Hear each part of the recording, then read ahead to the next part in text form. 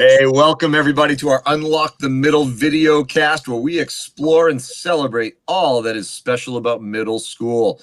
During this evening's videocast, we hope that our viewers will be willing to share thoughts or questions by submitting comments that will be monitored and addressed as best as we can. Be sure to check us out on Twitter, Facebook, Instagram, and YouTube. I am your co-host, Chris Starcheski, principal of the Dudley Middle School Titans in Dudley, Massachusetts, along with my great friend, co-host Dean Packard, the principal at Charlton Middle School, the home of the Grizzlies. How are you doing tonight, Mr. Packard? Hey, Chris. Sunday evening, okay? What more can I say? It's a chance for us to develop and enhance our PLN, and we're going to do that. But I'll tell you what, we've had a great week. A lot of things going on at school. More importantly, we closed out Friday with an unbelievable session of navigating leadership. We had some representation from the Midwest and down in the southern part of Texas with Dr. Dorian Dow and Sarah Tudon, and we talked about supporting kids during COVID. What a great segment that was, and what a fitting segment it was as well. So to answer your question, going back to what you said, I'm great, Chris, because it's Sunday night, but more importantly, because we're going to become better as a result of tonight's session. Man, I'm fired up about the be better part. You know, came out of Friday afternoon really thinking about what type of practices we can put in place to help our faculty, staffs, and students, and even families.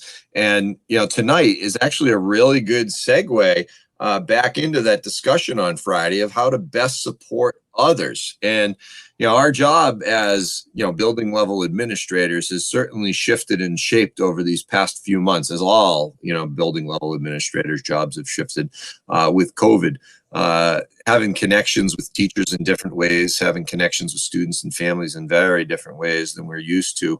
It's taken its toll on many of us, you know, emotionally, and it's certainly something that coming out of tonight, I'm hopeful to have a few tips and tricks, you know, up my sleeve for the coming weeks. Well, we're really lucky. Josh Stamper coming in tonight is an up-and-coming rock star. There's no doubt about it. And I look at you and I, Chris, we're sitting in the seats of being a principal. I know Josh is an assistant principal now. And that job in itself is never done, okay? And to find out what else he does to promote leadership and to become even a stronger beacon within the field of leadership, I was absolutely amazed. So why don't we bring Josh in and let's get this party started, because he's going to bring a flavor to this conversation that's just going to light up the room.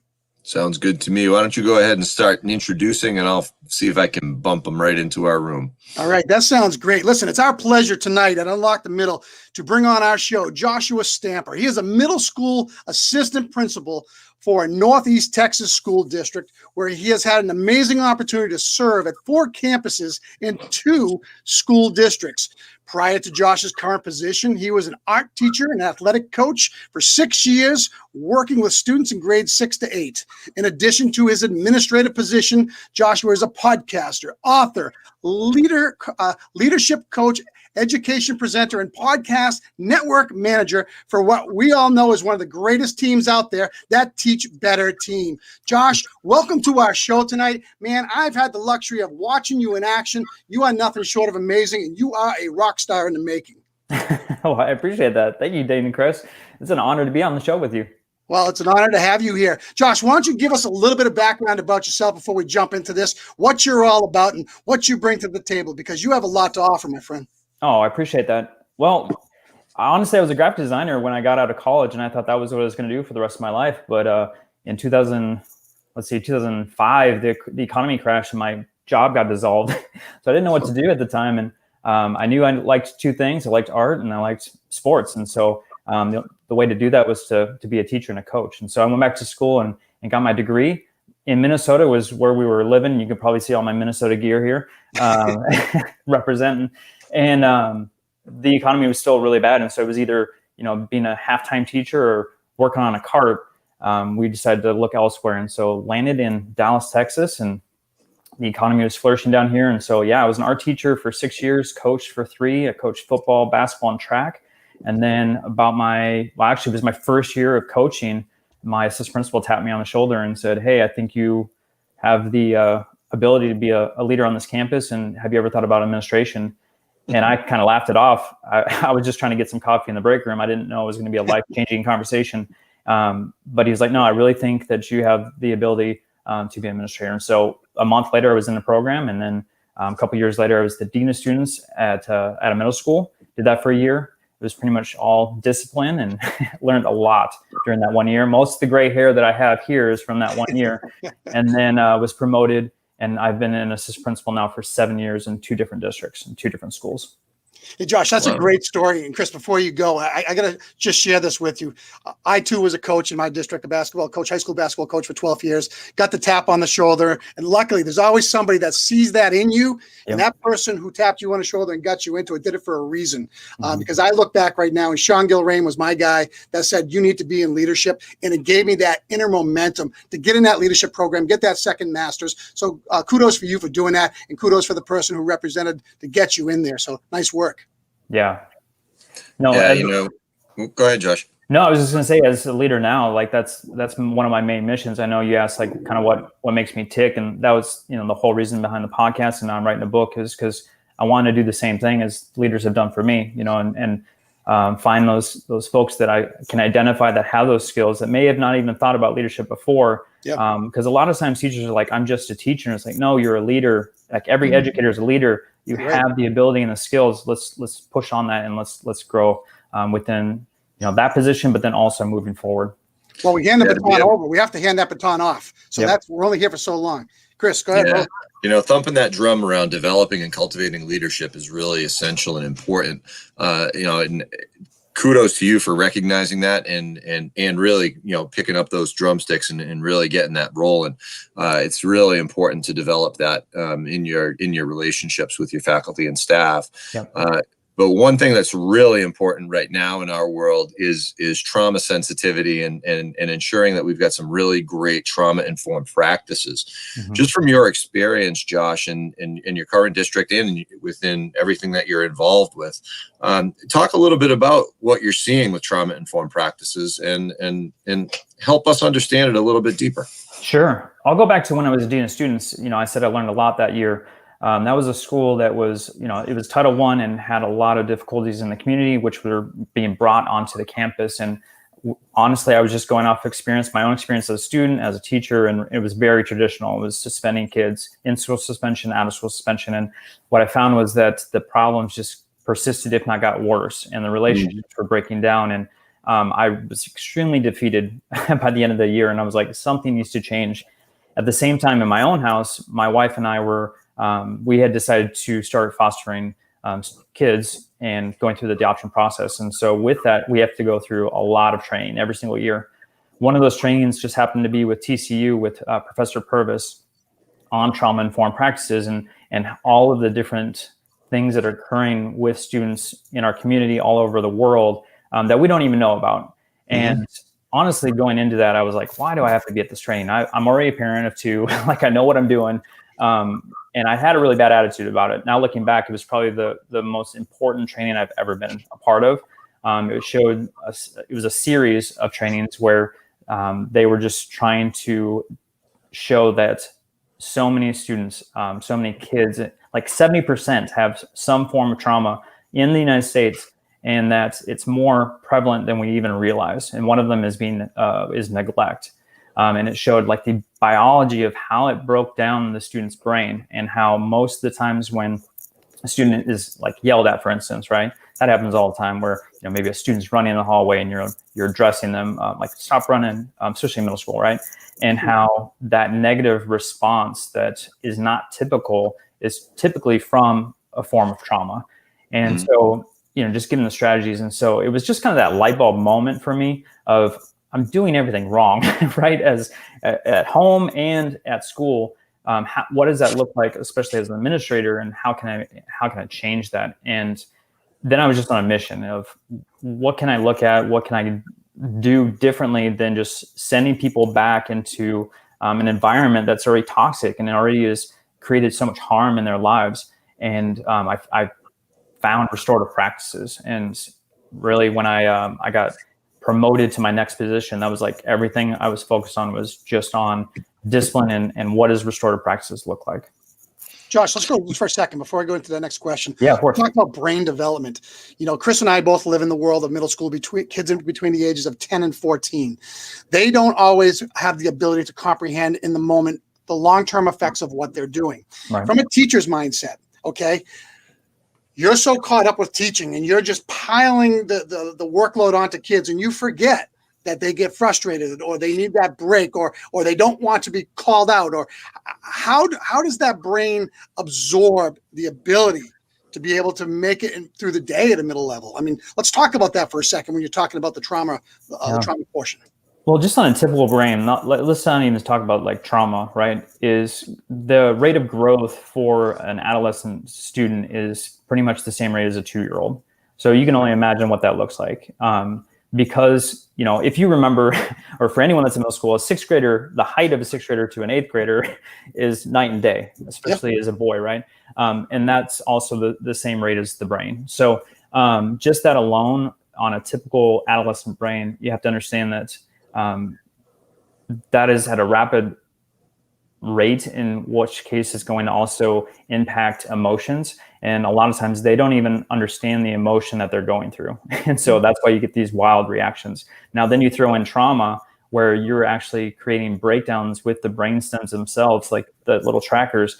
That's a whole set of difficulties in itself. And so what happens is typically a student that goes through trauma is going through a fight, flight, or freeze state of mind when it's being thrown into adversity. And adversity looks very, very different. Also with trauma, a lot of times there's triggers. And so sometimes something will trigger a student, like a smell or an item, like things that you wouldn't even think of. And they don't even understand why they're going into the state that they are, this high emotional state. And so it's just a lot of training with the teachers of what happens if someone is triggered, what happens if someone is in a high emotional state as far as de-escalation and going into kind of a de-escalation state. Like most people assume that an adolescent student is able to settle themselves down, but they don't have that self-soothing skill. That's not something that they possess. And so we can't just assume that they know how to do that or possess those skills. We actually have to do that with them. And that's hard for a teacher, especially when you have, 25, 30 kids in a classroom. And so as an administrator, it's trying to figure out how are those opportunities for us to make sure that we're with that student to help them in that state of mind, but then also to teach them the skills moving forward. Let's take that to just another level. We'll talk about social emotional growth and social emotional learning across the board. I think it's important that every teacher, regardless of whatever content that they teach at any level, that they understand how to embed social emotional learning into their curriculum. Let's talk about what that might look like through your lens. Yeah. So for us, we have lessons ingrained in we call it warrior time. It's a 30-minute block of time where we can do interventions, right? That could be social emotional interventions, or that could be academic interventions. And so that's how we use it on our campus. But also it's more than just that. It's like within the classroom is trying to find ways to connect with students and to give them skills to make connections with other human beings, to create empathy and leadership and some other qualities that they may not see at home. And so I charge all of my teachers to at least do a check-in with their kids every single morning. And I know that sounds like an elementary practice, but it's not. It's a human practice. And we don't understand what is occurring at home and how it's going to affect their day. And especially in the mornings when a student is coming in, oftentimes our students are having difficult interactions with siblings, with parents, with aunts, with uncles, whoever there is at home with them. Right now with COVID, especially, like there's a lot of job loss and a lot of death that's occurring in the community. So we have to understand that there might've been something that occurred at the house that we're not aware of, and the student doesn't want to speak about it. But if we have an opportunity to do a check-in, and even if it's a number system, right? 10 being you're awesome, 1 you're doing terrible, that at least gives me as a teacher an indicator as to how I might address you throughout that class period. If your student's at a 2, you're probably not going to interact with them at the same way as you would a student that's an 8 or a 9. And so even just a simple practice of that at least gives the teacher some identity. If a kid comes in with a 2, well, maybe you're having an individual conversation about them about, okay, is there something that you need? Would you like to go see the counselor? Do you need to see a nurse? Like finding the resources for the child, so that way they can go into the school day and being successful. Got a great question that just popped up there, Dean.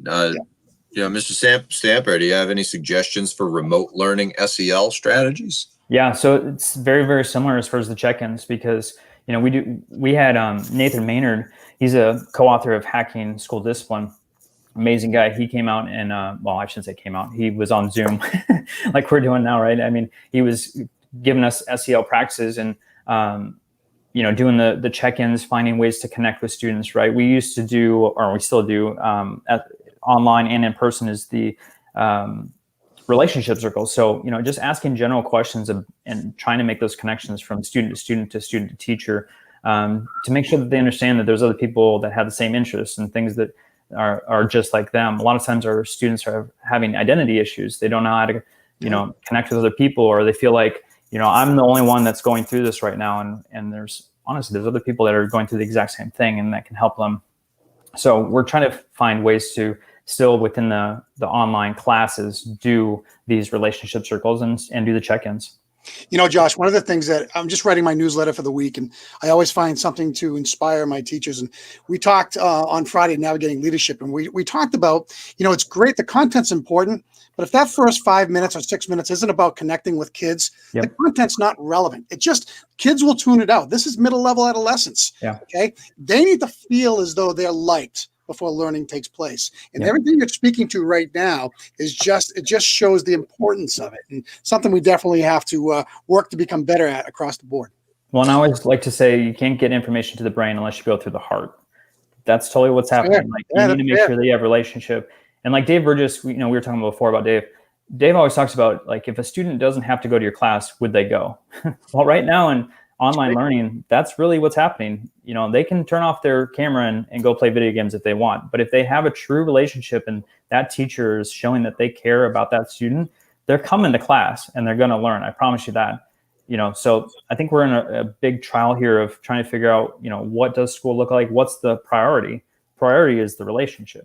If a student has to go to your class, why wouldn't they go? I love that. I'm gonna take that. You're absolutely. That is Dave. I'll credit Dave for that. Absolutely. Yes, but I my source. That's so true.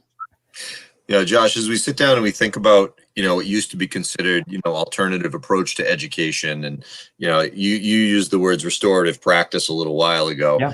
Back in 1998, my now wife and I were in a master's program at Springfield College for working with at-risk kids as a classroom teacher, and we came out dual certified with. I came out with a math certification and an adjustment counselor, school social worker certification. And the idea was behind that program, go ahead and build educators who can understand all these processes and use all those teachable moments and understand the psychoed experience that the kids were going through with trauma-informed practices. Mm-hmm. Now, that was a very specialized program. Thinking about restorative practices and what you've been involved with and bringing it in, what are your recommendations and experiences for school leaders and teachers to be able to embrace restorative practices and move forward with implementation? Sure. So for me, it was hard. It was a hard sell. I'll be honest, guys. When I was starting the process, most folks have understood discipline as punishment, and that's really how you address behavior.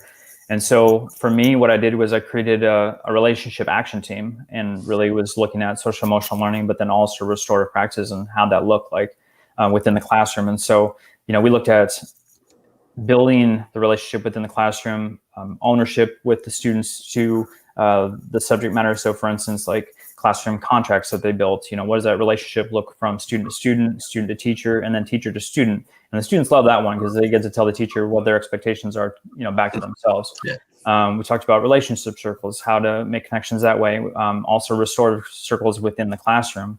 We do this thing where it's called push-ins, where a lot of times students would just get sent out of class, go to the office or go sit out in the hallway. And then that never is addressed. That relationship is fractured, it's broken, and it never gets addressed afterwards to be resolved. And so what we do with the push-ins is a counselor or administrator goes into the classroom and allows the teacher to go out with the student. They just go for a walk, have a couple questions about what's going on.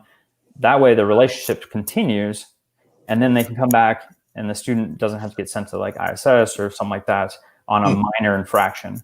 And honestly, that right there is taken straight from the foster care training, where instead of a timeout, it's a time in. A time in is where they're still for my own kids. Accountability, yeah. Yeah, they're not going away. You're not sending away a kid that already has trauma and possibly neglect, or they feel like they're not a part of the family or something like that. No, you're a part of this family. You're part of this relationship. You're going to take a time out in the sense that you're not going to continue in this whatever that you were doing before. You're going to take a break, but we're together. That relationship still exists, right? And so it's the same model as what's going on in the classroom. The restorative practices piece too is like making sure everyone understands, because the parents have a difficult time sometimes with this too, is we're here to teach behavior, right? In the classroom, they teach math, or science, but for me, I'm teaching behavior. And so it's in relationship. It's not substituting ISS or OSS. It's resolving harm. Something was harmed, either a relationship or a computer or something else. Like, how can we fix that? How do we make it so that everything is resolved? And so, having the student a part of that process to make sure that the student can learn from the mistakes and it's not being defined by their mistakes. One of the things I'm just thinking about off the top of my head is with restorative practices, with suspension rates going up across the country in certain schools, you want to reduce them. There is still a line of demarcation where you have to draw down the middle. You get an assault, you have drugs, you have things like that coming into a school. Those are non-debatable. But about any other type of behavior, there has to be a way to have them maintain ownership and not feel as though they now have to be removed. Mm-hmm. So, and again, that's similar in all of our schools. I mean, that doesn't change. So in order to create a mindset to support the change of keeping them in or keeping them within the school system and the learning environment, how do you go about doing that, making that part of the school culture? Yeah, it takes time. I mean, as you guys know, as administrators, nothing's easy and nothing's fast. And so it took a lot of, that relationship action team. What I did was, instead of it being a top-down movement of me just telling everybody what they're going to do, because we all know that's not going to go well, it was a grassroots movement of, I'm going to pick people that I know have like-minded beliefs, and we're going to learn together. I don't know everything. I'm still learning myself. And so we're going to take this journey together, and we're going to learn. And then they started implementing in their classroom and seeing success in that. And then they started telling their teams and the people that they work with within the hallways, and then other people were interested, and then it grew. So on my first campus, I started with like 10 people. By the end, I was up to about 40 teachers that were all working and doing all these different things within the restorative practices and the SEL PBIS piece. And so that's what I did when I came to my second campus. And now it's common practice. Everyone's doing it, and it is part of the culture. And I didn't have to get up there and tell everybody to do it. It's just they're seeing the benefits of their own. That's good for kids. Yeah. The whole idea is the student is in the classroom to be with the expert. Yeah. When we send them to ISS or we send them to the hallway, they're no longer with the expert. And now, in Texas, we're still doing the whole state testing thing. So, how are they going to get the knowledge if they're at home, or they're on the street because of OSS, or, in ISS with a teacher that doesn't know the content, right? So the idea is that we have to have them in the classroom. And to do that, we have to do this where it's not sending a student out for disrespect. That's crazy. Like, if it's a minor infraction, there's other ways to handle those things than just to get rid of a student. Well, that becomes a management tool. And that's where we have to help teachers become better with that. Again, there's a lot of pressure on teachers. Don't get it wrong. I mean, they have the toughest job in the world right now, delivering content to their mandated state test results and things of that nature. But they also have the most important job to help develop kids. And we talk about that all the time. Hey, let's pivot and shift gears for a second. Talk about aspiring leadership. Yeah. What does that term mean to you, Josh? Aspiring leadership. Yeah, I mean, that was my journey. I don't know what I'm doing, and how can I get there? Because when I got tapped on the shoulder, I did not have a leadership position. I was a coach 2 months in. I was just getting my feet, out of my classroom and experiencing having an effect on a campus beyond my classroom doors. And so I know there's a lot of people out there that don't have an example on their classroom, or they're not getting leadership experience. They don't have anyone to offer that to them. And so really what it came down to was I was a part of, in my district, I was asked to be a part of a cadre, a leadership cadre. And what it was a program built for folks that we identified as administrators to grab someone that we thought had leadership skills, and they may or may not have a leadership title. And often they didn't. And we brought them into this program, and it was for aspiring leaders. And it was for us to build upon them and to say, we believe in you, you possess these skills, and hopefully you turn into a team leader, a counselor, an administrator someday. And no, for the most part, most of them had no clue what their future was going to hold. But we just tried to give them opportunities outside of their classroom, outside of their school, to get an understanding of all the opportunities that were there for them. And it was a full year program, and we met with them once a month. We had speakers come in. We had them doing simulations and all these different trainings for them to get just a taste of what that looked like in all these different roles. And after 2 years, it was so successful that the district actually took it from us, and they started building upon it themselves. And afterwards, I was like, I love this, but I don't have any outlet anymore outside of what I'm doing on my own campus. And so that's really where the podcast came from, which was Aspire Leadership Development Podcast was built out of that, because I knew there was people that wanted an opportunity to learn, but may not have that on their campus. Let's talk about that for a second. Your podcast, yeah. Okay. Now's a good time. You've been doing that for a while. When it started to where it is right now, what have you seen as the greatest impact for you personally and for the overall growth of the position you hold? Well, I think you guys probably realize this. Like after every episode, I feel like I'm a better leader. Yeah. It wasn't created in that sense, but I equate it to exercising. Some days I'm like, man, I'm tired. I just got home after a 13-hour day. Don't really feel like doing this, and then I do it, and afterwards I'm so energized. I'm so invigorated by the guests, and I feel so much better afterwards. And I said that the other day to a colleague of mine, and she was like, "Well, it's exercise of the brain." And I was like, you know what? That's a great point. I never thought about that.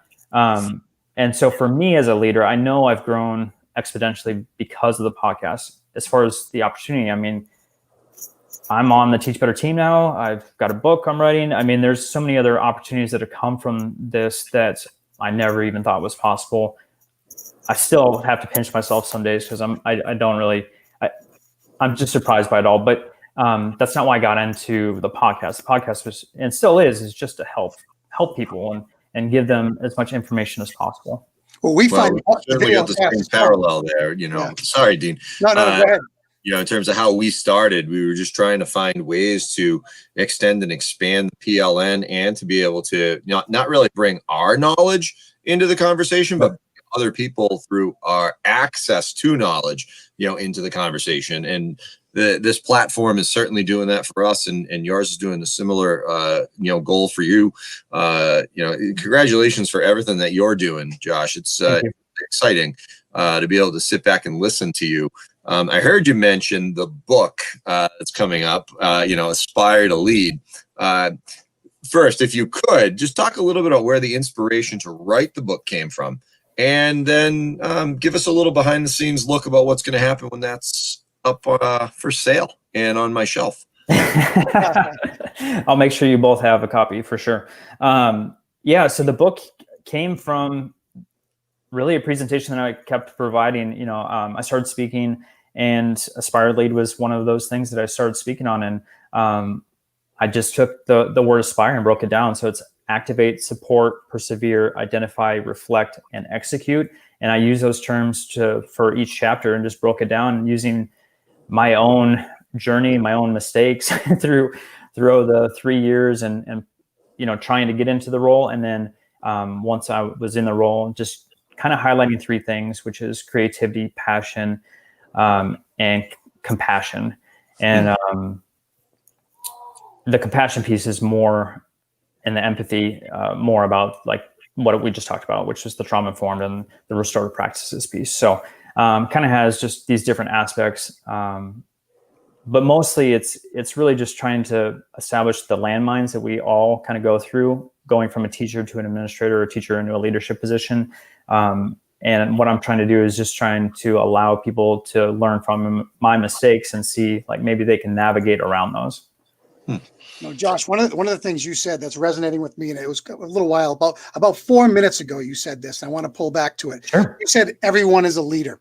That means if you're a teacher in front of 25 kids, you're a leader. Yes. That means if you're a custodian worker and you're in front of 50 kids, you're a leader, or you have a group of 5. If you're a cafeteria worker and you have 5 people within your cohort of people working with you, you're a leader. We all are leaders in education. At what level we want to take that leadership is the next step. And that is huge. And that's what drives me every single day, because I know when we come into our buildings, we have a chance to make a positive impact on somebody, somehow, somewhere. And we can take the most difficult situation and make it positive. Mm-hmm. If we do that, and if everybody does that in a building, you've got tremendous learning cultures. I mean, that's what we shoot for. Yeah. And so I try and preach that, and then also like execute that on the campus. So we don't have a leadership position beyond 3 years. Like we want to rotate that, because our mission is to build leadership capacity, and we want to make sure that everybody has an opportunity to experience that. And even if it's just for 1 year, at least we have an established leader in the sense of a position. And what I'm trying to do is I want to make sure I have a building full of leaders. I want to make sure that everybody has that experience at least once. And so I don't want to have just the same people every single year in the same position. And that way we're being stagnant. Oh, that's still in a toolbox. Josh, where do you see yourself? You want to be a principal next? Is that the next step? Hey, I didn't know I was going to be an assistant principal now. Yeah. I didn't know I was going to have a podcast. But I think that's the exciting piece is just, I don't know what I'm going to do. And there's power in that for me. I didn't know I was going to write a book. I didn't know I was going to have a podcast, and great things are coming out of that. And so, yeah, like building principal, great. If it's a district administrator someday, great. I really don't know how to answer that, Dean. I don't know. That's fine, man. And I'll tell you what, none of us know. Yeah. I've been doing this. I can't wait till I grow up, because I'm going to do something next. I don't know what it's going to be. I cringe about being a superintendent sometimes because they have too much responsibility. They got a lot. But from a principal's leadership, you can still teach, you can still interact with kids, you can still have interaction with homes. I mean, it's a whole different ball game. And that's like, I look at myself as a big coach, a coach of 750 players, okay, and 1,400 parents, and those type of things is that's kind of cool when you think about it. Hey, cool. One more thing I wanted to ask. Give a quick shout out and talk a little bit about the podcast network manager position. Better, please, because we see them everywhere, and I follow them, so they're clicking on everywhere. And next week we get another one of your cohorts coming in. I won't say who, but she's watching tonight. She's awesome. And yeah, the Teach Better team is fantastic. I have the pleasure of being the podcast manager, and so we have 12 podcasts that are within the podcast network, and it's anything from folks that are for teachers, for administrators, like the whole gamut. If you need anything or you're looking for any type of information to grow within your position, the network is there for you. And yeah, we just have a collection of 12 podcasts right now that are phenomenal. I have another podcast. I can't tell you who it is quite yet, but they're signing on. It's a big podcast. I'm so excited about it. But the Teach Better team, I just love them to death. Jeff, Ray, Chad, they're just doing phenomenal things. And the thing I love about it so much is just their servant heart. Like they're just there to give back to education in any possible way. And that's totally what I'm about. And I love having Aspire attached to the Teach Better team. It's awesome. Yeah, I want to jump back to something you mentioned a little while ago, and it's about cultivating leadership. What type of leadership opportunities exist for kids in your experience, and how do you amplify their voice and their experience? Because really, while everybody in the building is a leader, the kids need to be viewed as leaders as well. Yeah. Have there been any initiatives you've been involved with there? And if so, would you mind sharing? No, definitely. Thank you. So we have an ambassador program that our teachers identify leaders for. And so it's a group right now of 50 kids that we've got from 6th, 7th, and 8th grade. Now, because of COVID, we're kind of split. So we've got 50% on campus and 50% online, doing the virtual school. So we've got 50 kids in the building. And so those students have leadership opportunities where they actually are a part of the leadership teams in our committees. And so we actually have them a part of those initiatives. And so that way we have a student perspective. and we also allow them to then even disaggregate data and share that with the staff. So I don't know how that's going to look like this year. It'll probably be online, but years past, we actually had a student survey that we provided to our students, and then our students were the ones that presented that data to our staff and gave their perspective of why the results were the results that they're seeing and the presenting, and they got to choose what they wanted to present. And so it was something that they were passionate about and they wanted to share with the teachers, and they were part of that solution also, not just sharing the problem. Love it. I appreciate that perspective. Just this year, I've always had connection with kids as dean, created what's typically a high school experience, principals advisory.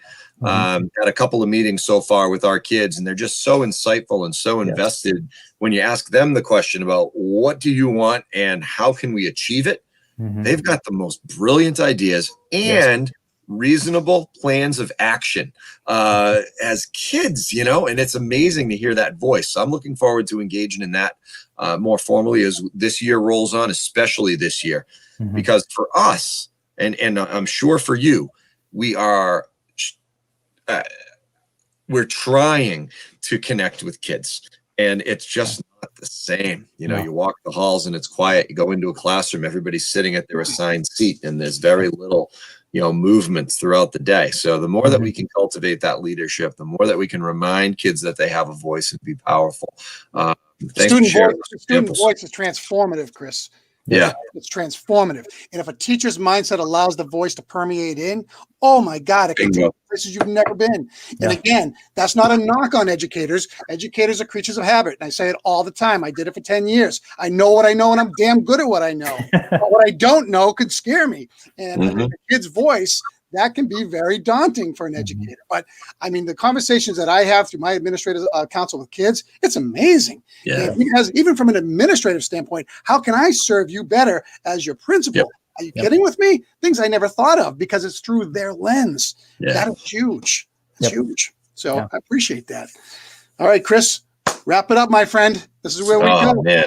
Well, hey, Sunday night, Josh, we know you're a member of the Teach Better team, but you remember the Unlock the Middle family now. Awesome. As a coach, you've got your team, and as a dad of 5 plus some foster children, you've got the family connection here. I really appreciated what you brought to the table. I know Dean did as well. And hopefully the viewers who watched tonight, thanks for joining us live. And those of you who are watching the replay, check us out sometime for a live feed. Let us know where you are from, what you're looking to learn, and we'll get your voice out here on our show.